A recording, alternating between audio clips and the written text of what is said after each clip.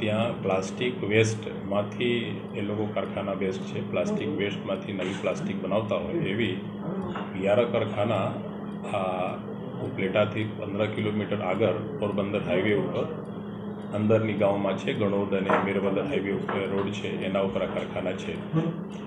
તો ગયા શનિવારે મારા કર્મચારીઓ પોલિયોના ટીપા પીવડાવવા માટે એડવાન્સ કામગીરી માટે ગયા હતા. તો ખબર પડી કે એમાં ઝાડા ઉલટીના કેસો છે એવા રિપોર્ટ મળી. અને જે તે સમયે જામનગરથી પણ સૂચના આવી કે જામનગરમાં પણ એ બાળકો દાખલ છે જેના ઝાડા ઉલટીના કેસો છે અને કોલેરા જેવા લક્ષણ છે. એના માટે જામનગરની જે મેડિકલ ડૉક્ટરો હતો એ લોકો સેમ્પલ લઈને લેબ તપાસ માટે મોકલાવે. તો જ્યારે કોરોના સસ્પેક્ટ કોઈ ડૉક્ટર કરતા હોય તો એ વિષય હેલ્થ માટે ગંભીર થઈ જાય છે. તો તરત જે તે સમયે હું કોટરા સંઘાણીમાં એક કાર્યક્રમ કરતો હતો સરકારી, જેમાં અમારા તલાટી મંત્રીઓ સાથે આખા તાલુકાની 35 તલાટી મંત્રીઓ હતો. શનિવાર હોવા છતાં મારી બંધ હતા ઓફિસ, પણ હું આ કાર્યક્રમમાં ગયો હતો. તો હું ત્યાંથી સીધા નીકળી ગયા અને શાસન પ્રશાસનના પણ બધે મારા ડીડીઓ સાહેબ, કલેક્ટર સાહેબને જાણ કરી. મારી લોકલ THO પણ ત્યાં આવી ગયા હતા હું ગયો એના પહેલાં, અને બધું તપાસ કરવામાં આવી.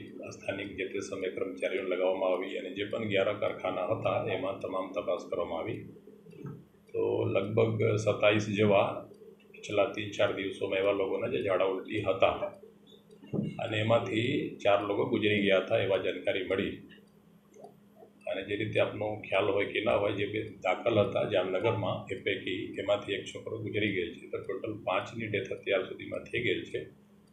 પણ આ મજદૂરો આપણને મળ્યા નથી, કેમ કે ડેથ થયા પછી એ લોકો પોતાના વતનમાં જતા રહ્યા હતા. પણ જે કર્મચારીઓ દર કારખાના વિસ્તારમાં જઈને મજૂરો પાસે પૂછપરછ કરતા હોય એમાંથી વિષય ખ્યાલ ન આવી. આપનો ચેલેન્જ એ હતો કે બીમારી અહીંયાથી આગળ વધે નહીં અને કોઈ નવા ડેથ ન થાય, એના ઉપર આપણું ફોકસ કરીને ધોરાજી અને બગલમાં જામકંડ તાલુકામાંથી લગભગ 37 ટીમ, દર ટીમમાં 2 માણસો બોલાવી અને 10 કિલોમીટરના રેડિયસમાં જે મારા 6 ગામો આવે અને બીજા ઇન્ડસ્ટ્રી આવે તમામની આપણી 3 દિવસમાં કવર કરવામાં આવી. અને છેલ્લા 2 દિવસમાં ઉપલેટા સિટી પણ તમામ ઘરો અને લોકો પાસે જઈને મારી કર્મચારીઓ પત્રિકાઓ વિતરણ કરી, જનજાગૃતિ કરી. અને સાથે સાથે જે બીજા ડિપાર્ટમેન્ટ સરકારની હોય, વોટર સપ્લાય ડિપાર્ટમેન્ટ હોય કે ઇન્ડસ્ટ્રીવાળા લોકો હોય, એ પણ જઈને ત્યાં જે પણ કામગીરી કરવાની છે કરવામાં આવેલ.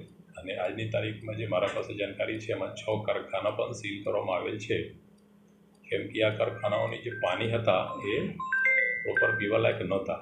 અને જે તે પાસે બે કારખાના તો કૂવાથી પાણી યુઝ કરે છે, કૂવાની પાણી સીધે ઉપર ટંકીમાં ચડાવે અને એમાંથી લોકો પાણી પીતા હતા, યોગ્ય નથી. મારા સ્થાનિક પ્રાંત સાહેબ અને મામલતદાર સાહેબે સૂચન આપી, કારખાનાના માલિકો સાથે મિટિંગ કરવામાં આવી અને સૂચન આપ્યા કે ભાઈ તમે ટૂંક સમયમાં આવતી 2-3-4 દિવસમાં તમામ લોકો એટલીસ્ટ સેફ ડ્રિંકિંગ વોટરની વ્યવસ્થા તાત્કાલિક કરો, અદરવાઇઝ તમારી ઉપર કાર્યવાહી કરવામાં આવે. આ એક મૂળભૂત હક છે કોઈ ગરીબ માણસની કે એને જ્યાં કામ કરતા ત્યાં સાફ પાણી મળે, અને એના ઉપર કાર્યવાહી પણ લોકો કરે છે ઓલરેડી. સાહેબ, ઉપલેટા વિસ્તારમાં મોટા પ્રમાણમાં ઝાડા ઉલટીના કેસો આવવાનું કઈ જે આપણી સર્વે કરવામાં આવી તો ખબર પડી કે 16 તારીખે સાંજેથી આ લોકોના ઝાડા 1-2ના ઝાડા હોય તો એ પ્રાઇવેટ હોસ્પિટલમાં જઈને પોતાની રીતે બતાવ્યા હોય અને એમાંથી લોકો દવા લઈને છૂટા કરી દીધા હોય. એક નાની બાળકી હતી 1.5 વર્ષની, એને ખબર ના પડે. çünકે કોરોનામાં એવી હોય ને કે તમે કોઈને સ્ટૂલ લાગે તો ખબર ના પડે કે મને સ્ટૂલ લાગેલા છે, તો નાની બાળકી સ્ટૂલ કરે અને ત્યાં ઘરે ડેથ થઈ ગયા. અને બિલકુલ આ લોકો મધ્યપ્રદેશના જે હોય ને આદિજાતિ સમાજના લોકો હતો અને ત્યાં કારખાનામાં રહીને મજૂરી કરીને આપણી ઘર ચલાવતા હોય, તો બિલકુલ એજ્યુકેટેડ નથી. પણ માલિકો, કારખાનાના માલિકો એ લોકો બિચારા લઈને એ લોકોના જે પણ સારવાર શક્ય હોય કરવા માટે પ્રયાસ કરેલ. ઝાડા ઉલટીના કેસો આવ્યો તો કેટલા લોકોનું સ્ક્રીનિંગ કરવામાં આવ્યું? સ્ક્રીનિંગ ટોટલ કાલ સુધીમાં ટોટલ 52 લોકો આપનો પાસે સ્ક્રીનિંગ તો 6 ગામની તમામ પ્રજાની કરવામાં આવી. અંદાજિત કેટલા? અંદાજિત લગભગ 24-25 હજાર લોકો તો મારી ગામડાઓમાં છે અને નગરપાલિકાઓમાં પણ લગભગ 60,000 ઉપર લોકો છે. તમામની ઘરે ઘરે મારી માઇકિંગ દ્વારા ઘરે ઘરે પણ જઈને મારી કર્મચારીઓ સતત અઠવાડિયાથી આ કામગીરી કરે છે. સાહેબ, કોલેરાના કેટલા અત્યાર સુધીમાં શંકાસ્પદ કેસો અને કેટલા કન્ફર્મ કેસો? આપની 2 કન્ફર્મ કેસો હતો જે લેબમાંથી રિપોર્ટ થયો, જેમાંથી એક છોકરાના ડેથ થઈ ગયા, 3-4 દિન થઈ ગયા એના પણ જામનગરમાંથી. તો ટોટલ કુલ 5 કેસ થઈ ગયા અને બાકી જે વોટર સેમ્પલ આપની વોટર સપ્લાય ડિપાર્ટમેન્ટ લીધે છે. મારી મેડિકલ કોલેજના પણ ટીમો અહીંયાથી ગયા હતા લોકો, માઇક્રો પેથોલોજી, પછી મેડિસિન, પછી તમારા પેડિયાટ્રિક્સ ડૉક્ટર પણ ગયા હતા, PSMના ડૉક્ટરો, એના રેપિડ રિસ્પોન્સ ટીમ કહેતા હોઈએ, તો એ લોકો પણ જઈને જે સેમ્પલ લીધા એમાં પણ પીવાલાયક પાણી જે સેમ્પલ નહોતા એ તમામ કારખાના આજની તારીખમાં સેલ છે. સાહેબ, આસપાસના જે જળ સ્ત્રોતોમાંથી નમૂના લેવામાં આવ્યા છે કે કેમ? જી બિલકુલ. આ વિસ્તારમાં જે પણ સ્ત્રોતો હતો, જેમાં 2 કૂવા હતા અને બાકીમાં બોર હતા, એ તમામ પહેલા દિવસેમાં 14 પ્લેસીસના વોટરના ટેસ્ટિંગે વોટર સપ્લાય લીધા હતા.